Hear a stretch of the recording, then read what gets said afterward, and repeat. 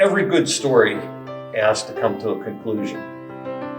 Today, we're going to have Ken reflect on his family and their faith, and on ways in which he's been guided through his journey of faith, and his thoughts on how, in today's challenges, we can improve where the Lutheran Church is going.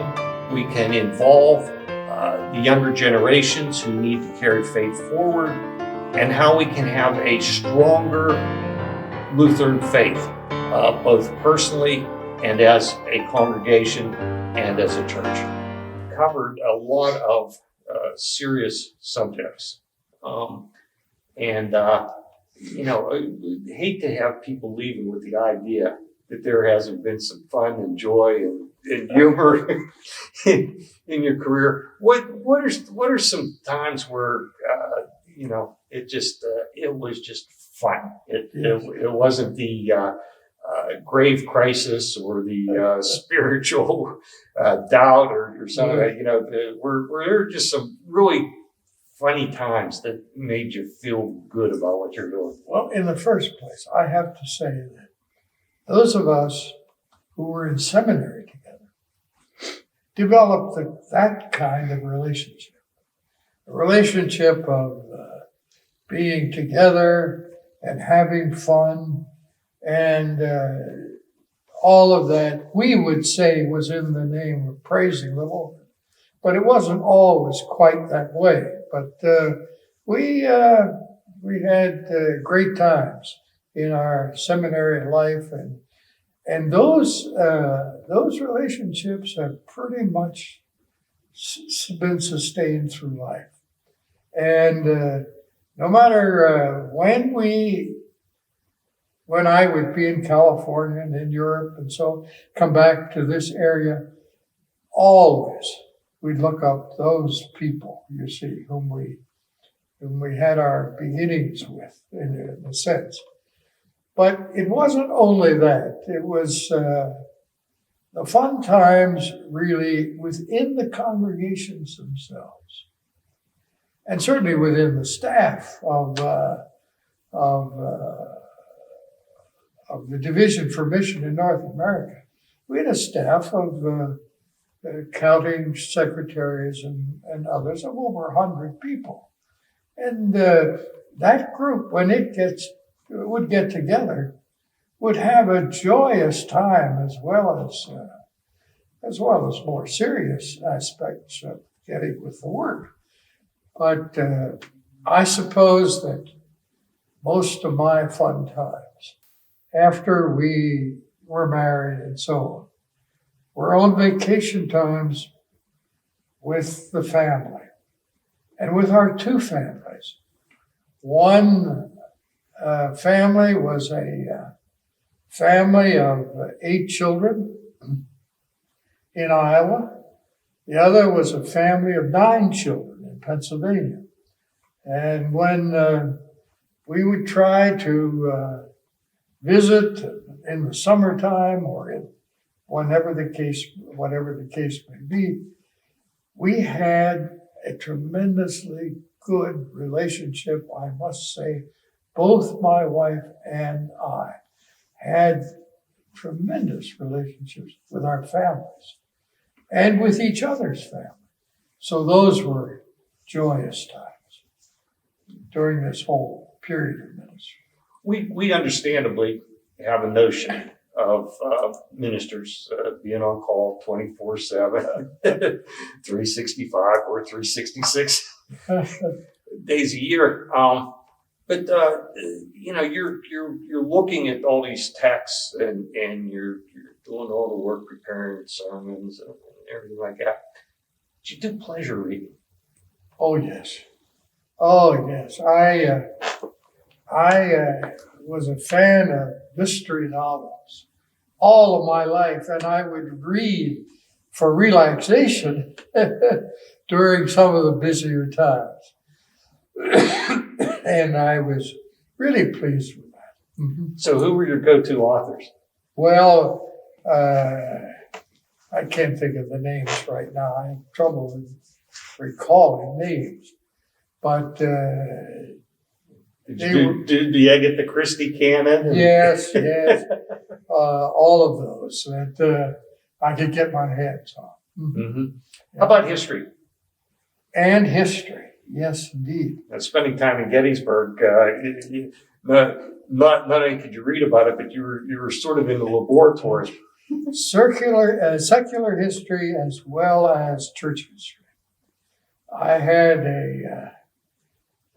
my advisory professor was Dr. Abdul Ross Wentz at Gettysburg Seminary, the historian. And he was really one of the major historians in the church. And when the Lutheran World Federation was formed, it was his history out of which, verbally, they developed the Lutheran World Federation. And so I had his influence in addition. And so I had a great interest in church history and as well as history in general, history of the Civil War particularly. One can't go through Gettysburg College and Seminary without being forced almost to have an interest in the Civil War. But that was never a forced necessity for me. Well, and they still have professors down there who are churning out books. That's right. From the very general to the very specific. To the very specific. And so it's kind of the deep well that we'll never hit bottom of. I'm sorry I have a problem with the name, but one of the more recent histories, which he dedicates the book to his son. And he said, and a special thank you for all of those times that we tramped over the Gettysburg battlefield. Is it Helen Gelsa? That's right. Thank you for it. But as I say, in my age, we always have problems with names, I suppose. But in my age, I have a particular problem in being able to bring out those names. That's one of the reasons that I stopped guest preaching. Not being able to bring it out. So for all of the people who are still young, you have a few problems when you get to be in your 90s. Well, and that leads to an interesting question, because we have in our society comic riffs about the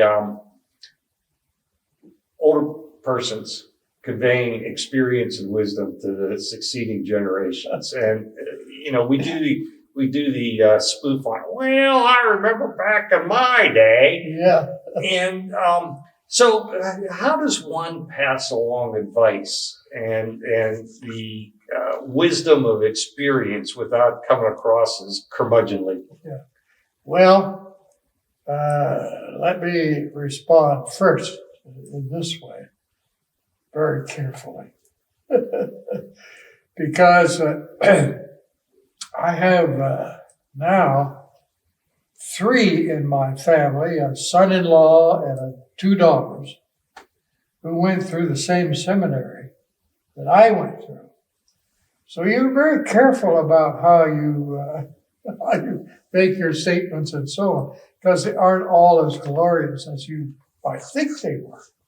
But you get by. I have really enjoyed being at this age, having conversations when I would go to pastors' meetings. For example, now here at the Richard and Kathy have had the internship cluster. And I attended all of their internship cluster meetings because it's so good to be able to talk to a younger generation. And you begin to see that younger generation's ideas sort of leveling out and becoming a period just like we were in a slightly different period. And so it's been a sometimes I know it has been I suppose a little boring when a person starts talking about the old days. And sometimes I think they were a little better than some of the present activities, but not always. There's some new things coming along, which I'm sorry I probably won't be here to experience fully. Well, being a Yankee fan, you probably remember Casey Stengel's famous line about most people my age are no longer living. That's right. I remember that. And I can say the same thing now at 93 because it's very interesting. There was a time, I suppose about 20 years ago, when I could go through the back page, that near back page of the Lutheran where all the deaths of clergy are and so on. I would go down that and I'd see, my friend, person I knew. Now, I go down that page and there are very few that are there. They're all gone. So it's been very interesting. Years ago, there was a paper and they quit doing announcements on who was in the hospital. Uh-huh. And they had a hotline and somebody called in and said, this is awful because I don't know somebody's in the hospital until they're dead. Yeah. That's true. That's one of the things you find out. I didn't know so-and-so was having problems until I know he died. Yeah. Let's get a little reflective again for a moment. And are there times when you're along your path, there were a lot of forks in the road, there were a lot of potential ways to go, or were there potential opportunities missed that you always wondered about? Well, I know there were opportunities missed, but I must say, not missed enough to replace some of the things. I'm very happy with my lifetime experiences in work and pastoral life and so on. But yes, I would have really been pleased to be in congregations all my life, all of my work life, and periods from beginning until retirement. Of the three congregations where I was pastor, I felt that I wasn't pastor at any one of them long enough. I left with many regrets, each one, but of the three congregations. But always it was to the larger church calling for some reason or other. And I felt, yes, I could make that contribution. And but I would have been happy to serve in one congregation all of my life. That may not have been the best thing for that congregation. I can say that about the Redwood City congregation that we developed and so on. And then I saw it decline sometime later.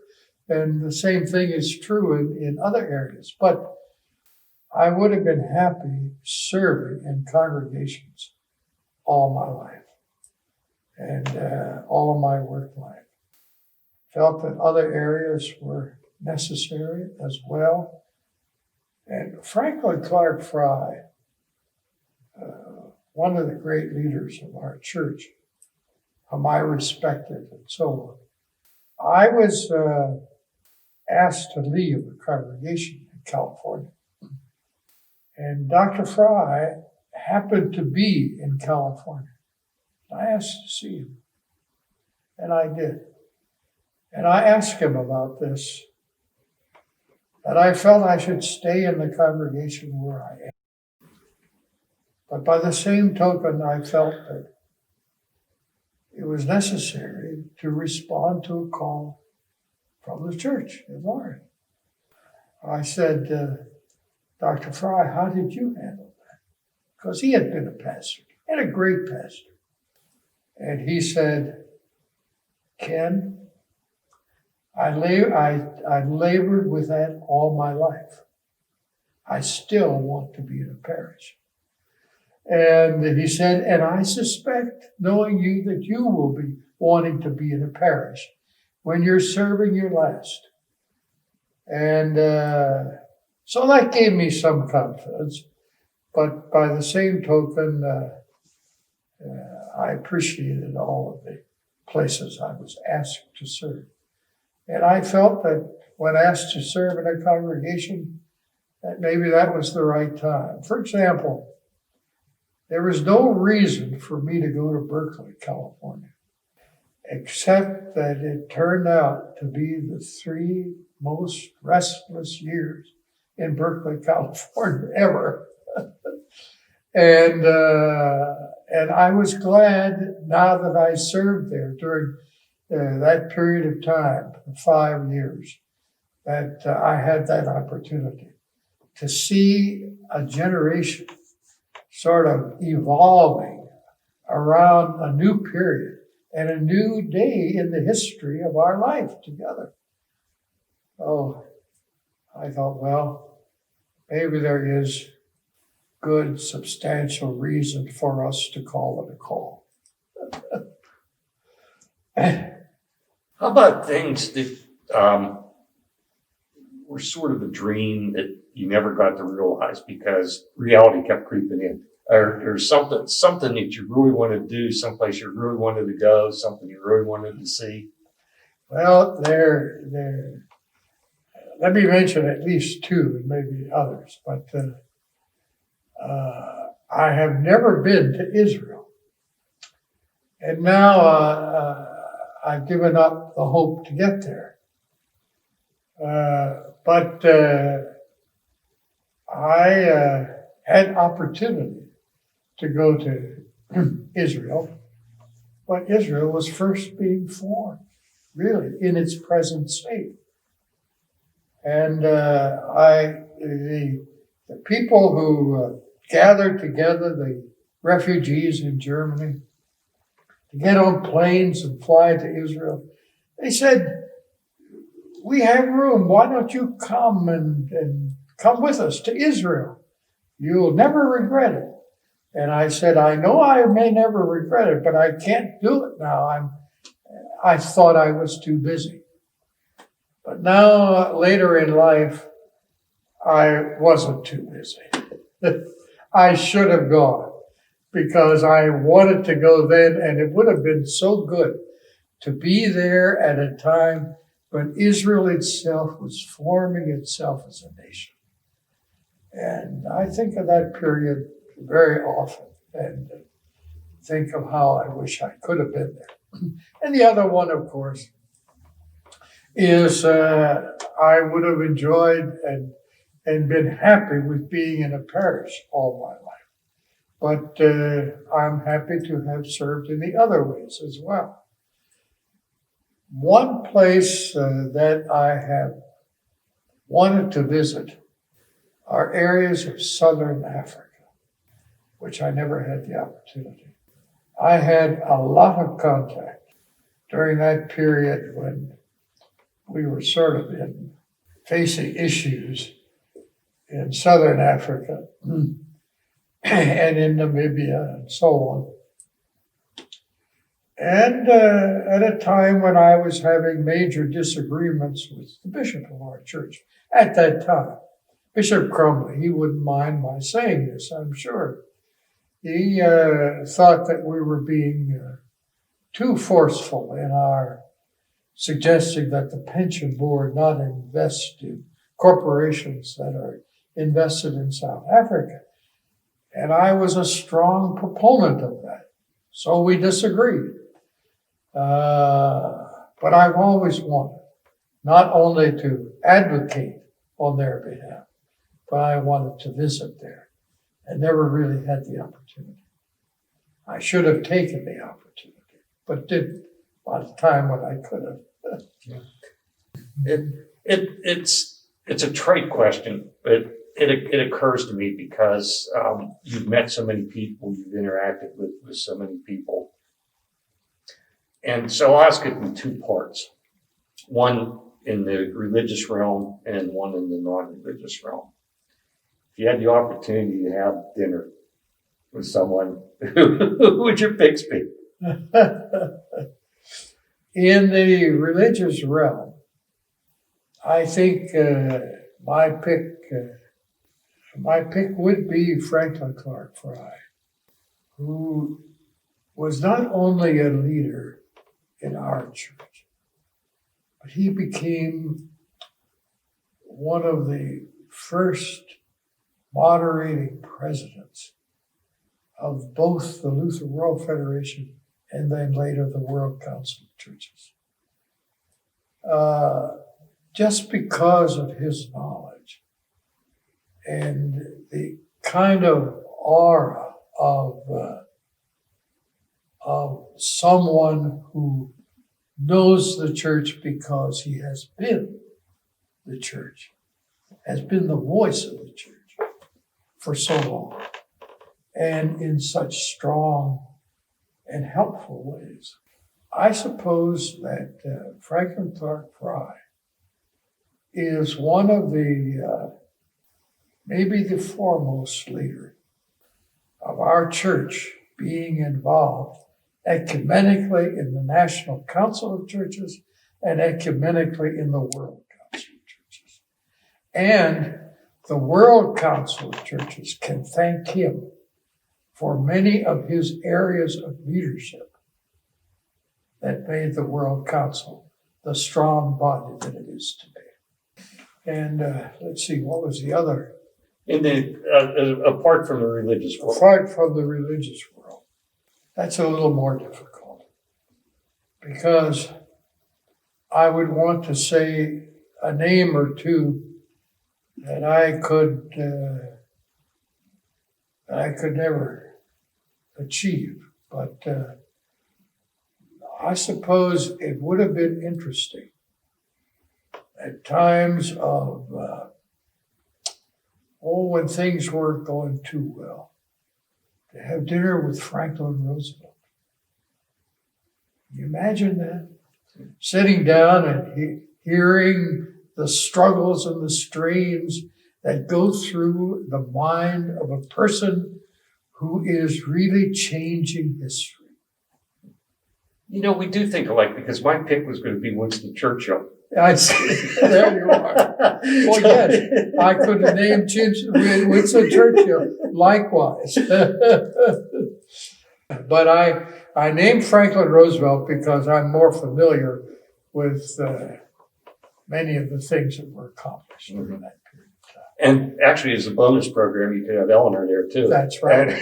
And you could have doubly fascinating. Yes, and indeed. Throw in Teddy. And then you got the whole panorama. Yeah. But so here is in Lancaster, where Thaddeus Stevens is buried. He wrote his own epitaph. And it has to do with the fact that he's reposing in this cemetery because it was the only cemetery in the area where they didn't segregate in the burials. Mm-hmm. And so he was, as he lived in life, he intended to live in death. That's right. And not that anyone's rushing you along or anything like that, but after we've done all this, it seems to me that the only good conclusion is, how would you like to be remembered? That's difficult. I suppose the word that comes to mind first is faithful to the calls in ministry that were my privilege to serve. If one is faithful, I think that means that one is a follower of the one who leads. And that is the Lord Jesus Christ. And the thing that I would want the most, I suppose, is to be remembered for being faithful to that call, whichever one it was in my lifetime. And that fidelity would be as it stated in the Gospels, in word and in deed. And that's right, in word and in deed. Yes, indeed. We've just come out of the Lenten season, and any number of the lessons that we hear every year during Lent regard acts of humility. Yeah. What are some of the great acts of humility that you've witnessed? Well, some of the, I'd have to go back to my early experience in Europe. When one saw and came together with people who had had leadership in countries, who now lived in a displaced persons camp alongside of all of the people who fled. For example, one of the greatest personal experiences of a person with humility was the Archbishop of Latvia. The Archbishop named Greenbergs. And he was going to stay with his people.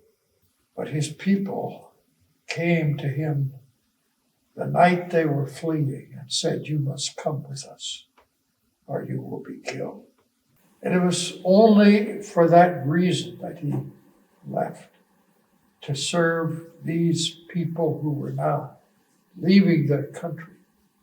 And his humility, I think, was shown because even though he was an archbishop, and in Latvia, the Lutheran archbishop would have been thought of perhaps a little more so as a leader than the president of the country. He was one illustration of humility that I appreciated. Another one was, it happened to be another clergy person, was Hans Lilja. Hans Lilja was a student pastor in Germany in 1933 when Hitler came to power. His ministry for the rest of his period of time that he was free was to witness against Hitler among young people and so on. So as you can imagine, he was put in prison.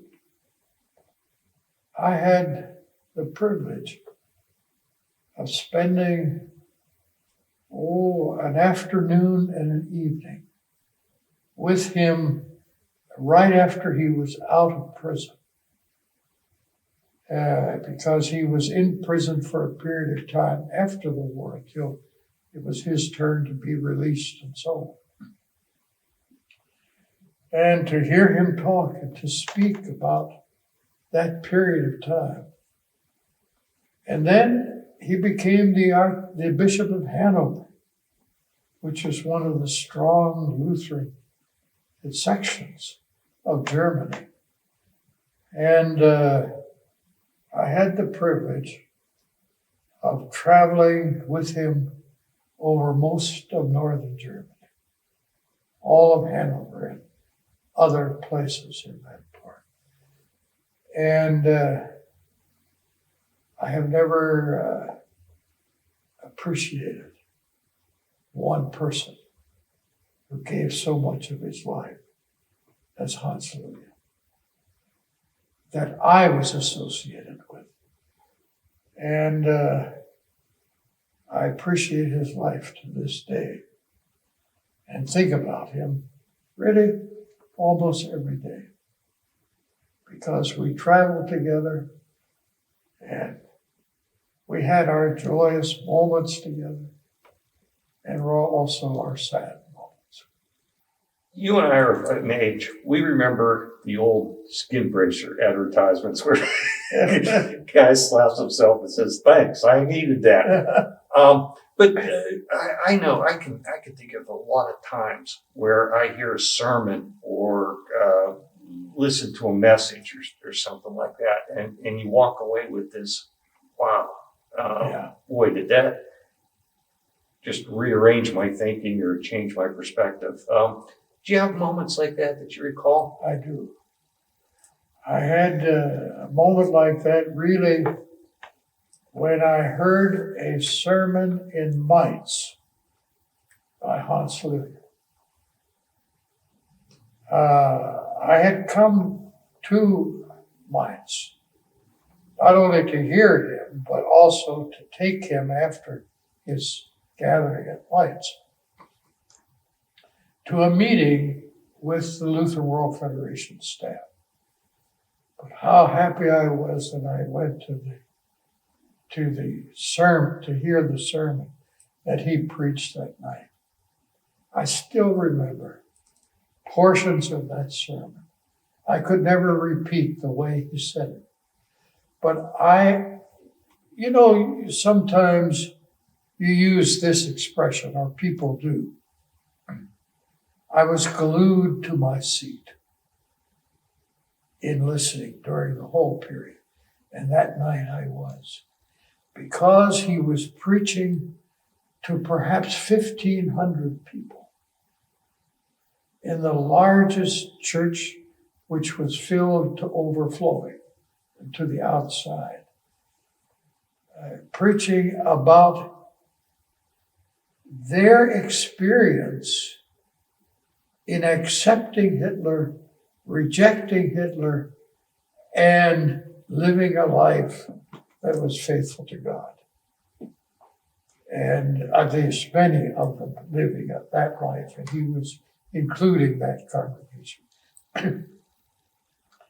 And I suppose that was the night I was glued to my seat. We find ourselves in a time where people are less likely, less inclined to affiliate with the established churches. And some of them are, their way of interacting is through the programs available on television or over the internet, those sorts of things. On the one hand, it's good that people are connecting with faith, however they do it. But are they losing something without the personal interaction that comes from a church such as Tree of Life? I think they are losing the most important thing, or one of the most important things, which is relating to each other. Jesus calls us to minister to each other and calls the people of the world to be in ministry to the people of the world and with the people of the world. And how can one do that just sitting alone in front of a television set? It's important for people to be together and for people to sense the togetherness and the strength that comes with being together. There is no greater strength than people being together under God.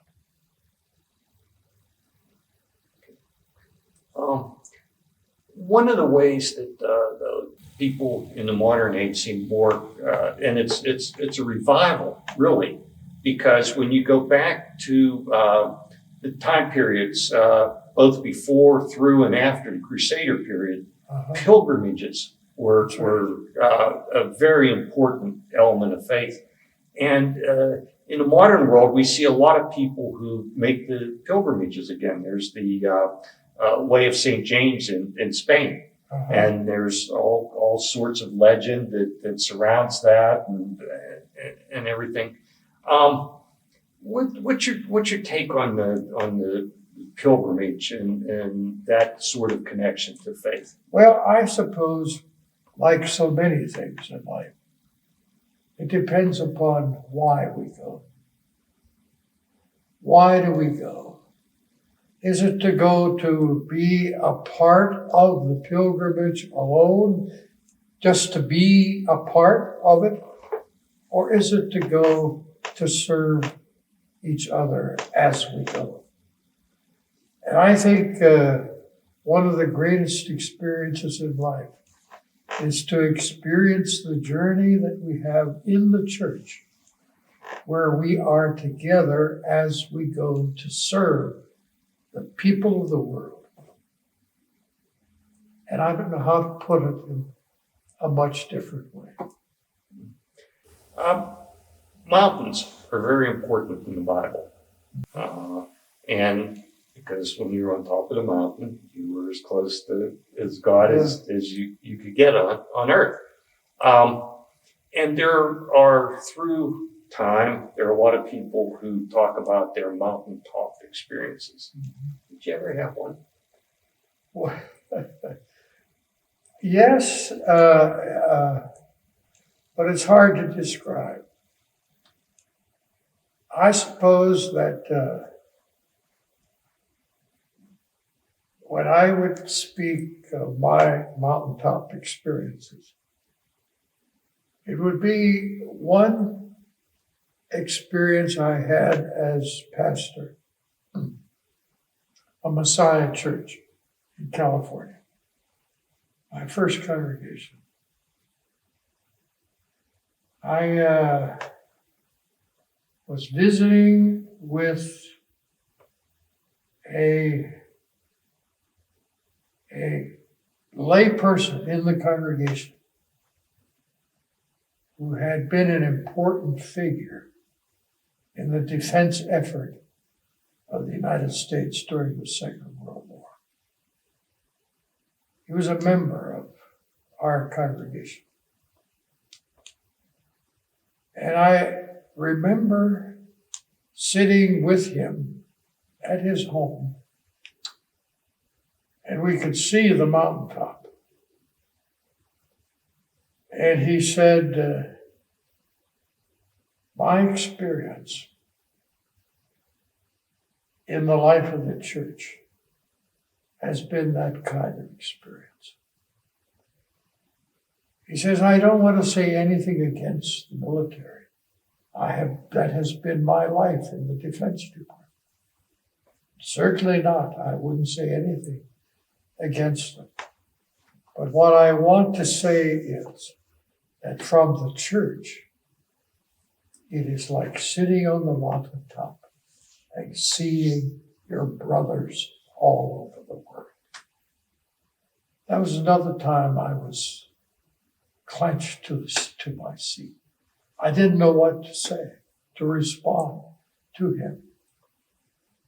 All I said finally was, thank you.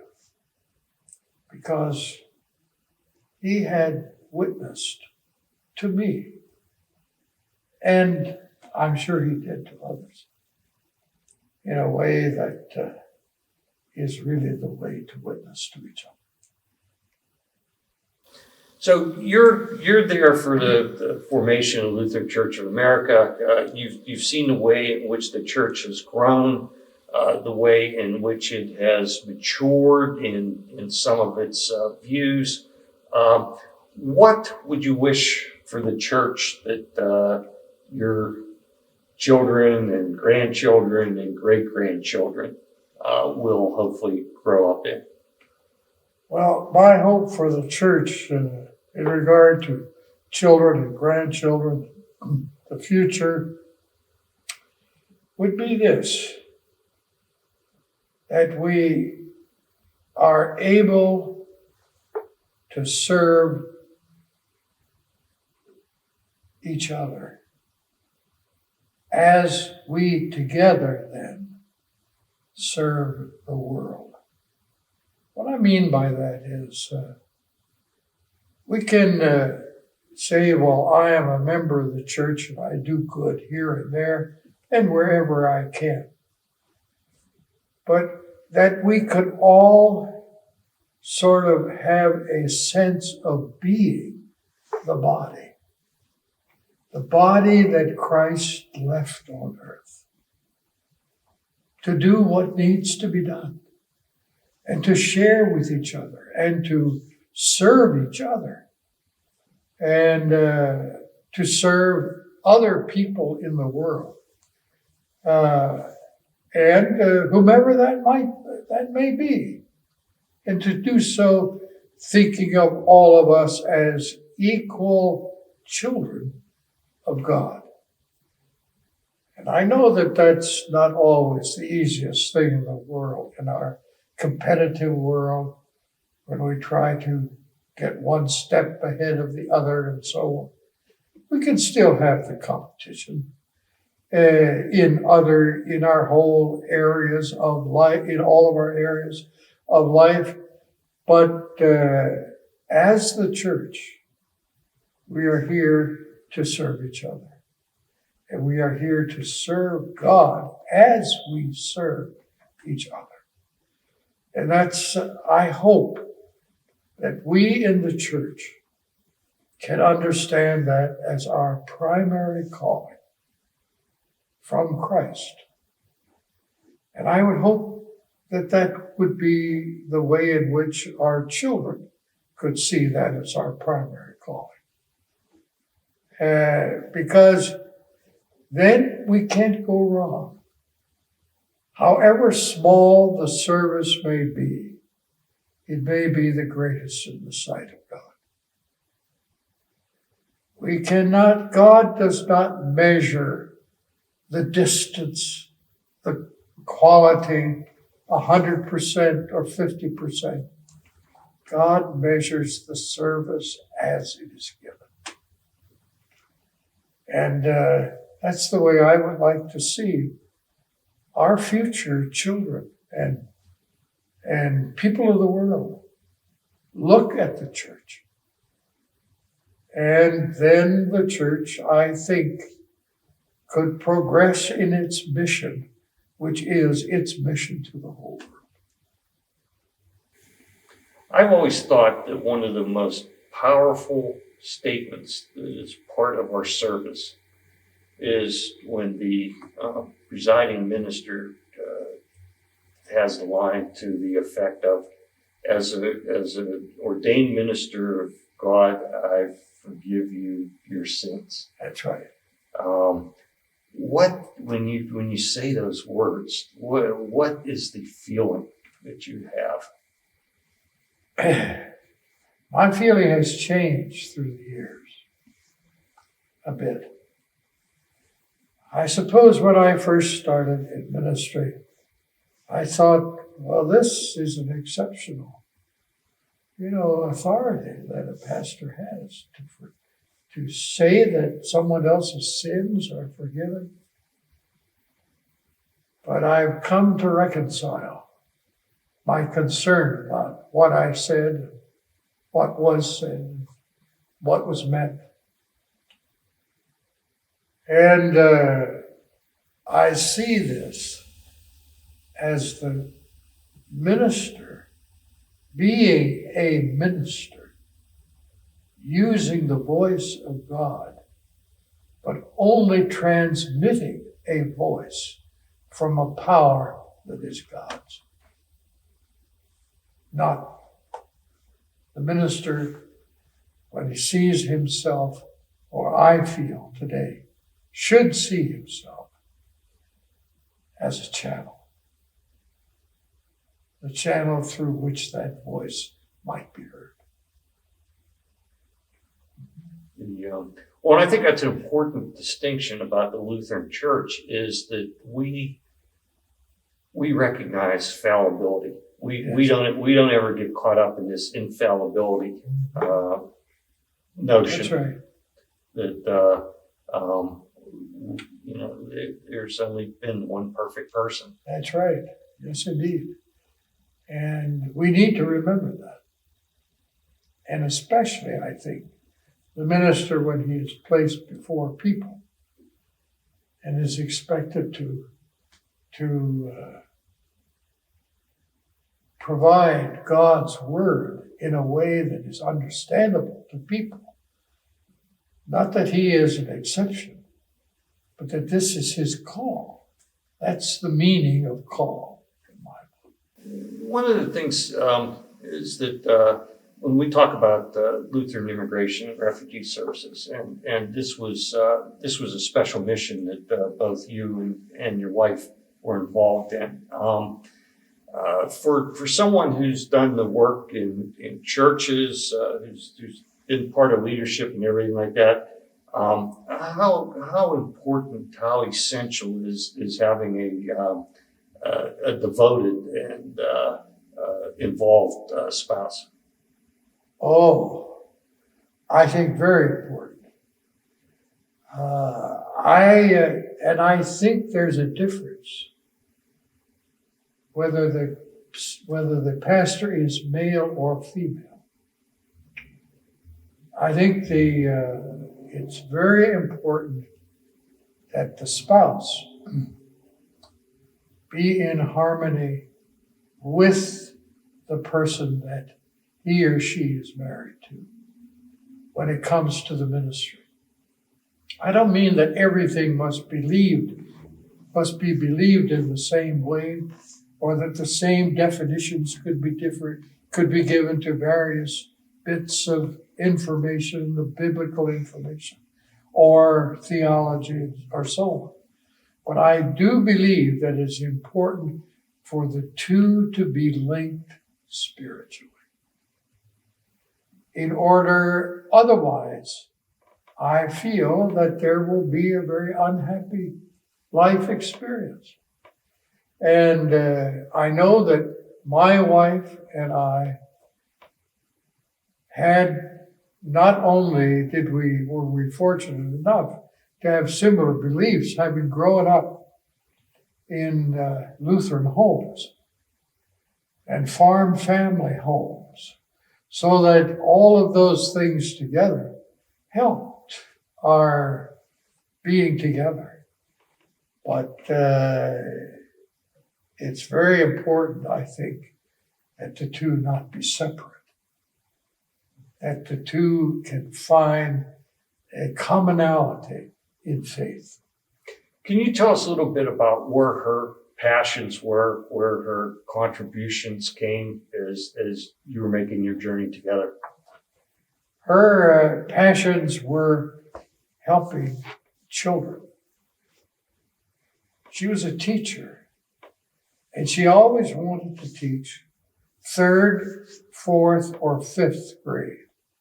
She felt that a child was in its more formative years during that period. Now that's earlier than some of us think, but she felt that there the roots grow deep. They begin to see the depth of growth of the roots. And she had a special concern for children, so that she was always deeply involved in vacation church schools, very much involved in the Sunday church school, and was interested in children.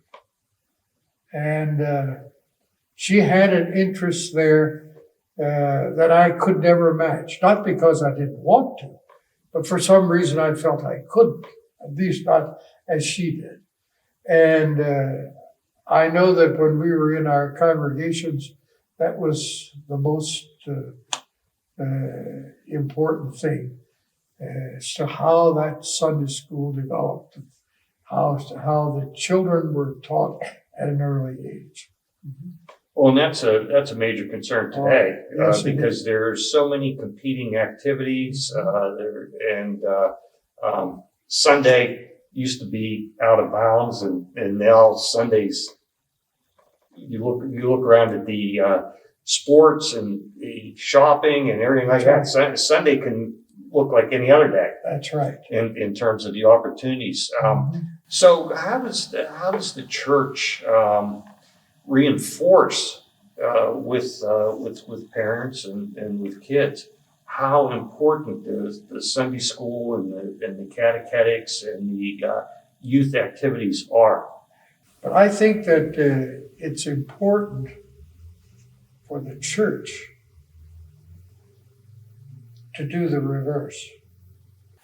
I think it may be important for our church to begin to develop ways of having children come together during the week.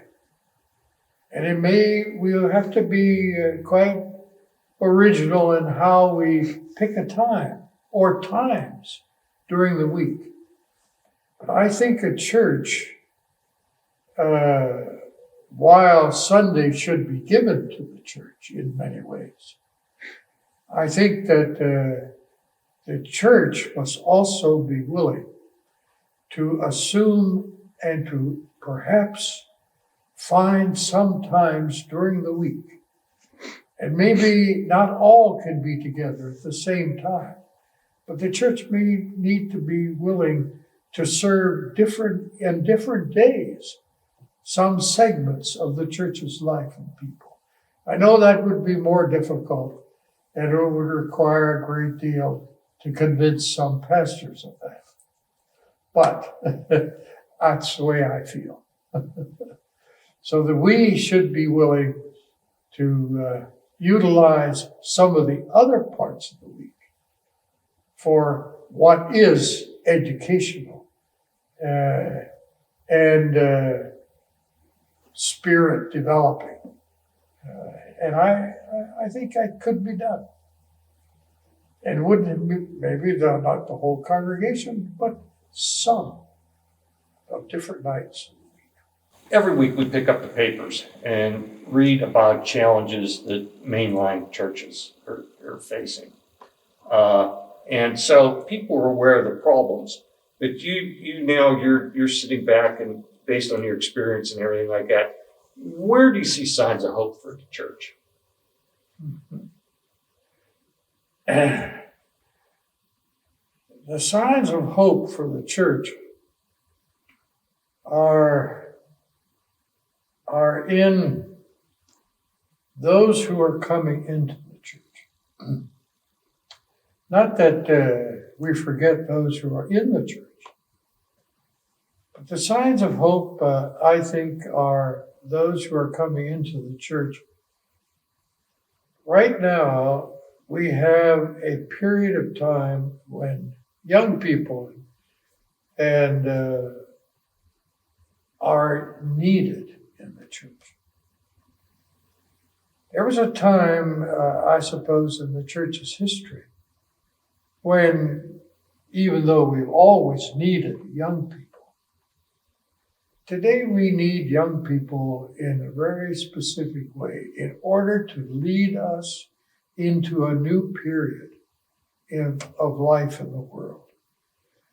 And I'm not quite sure what that kind of leadership demands.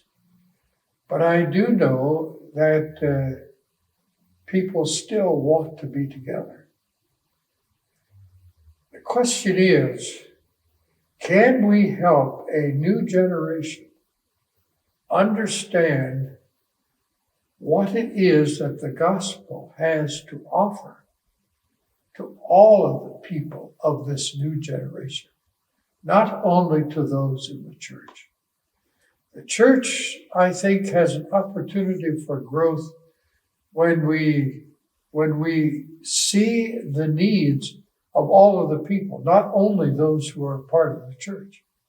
We sometimes, after a church gets to be a certain size, we begin to think only of how we develop a program for the people in the church. What about the people outside of the church?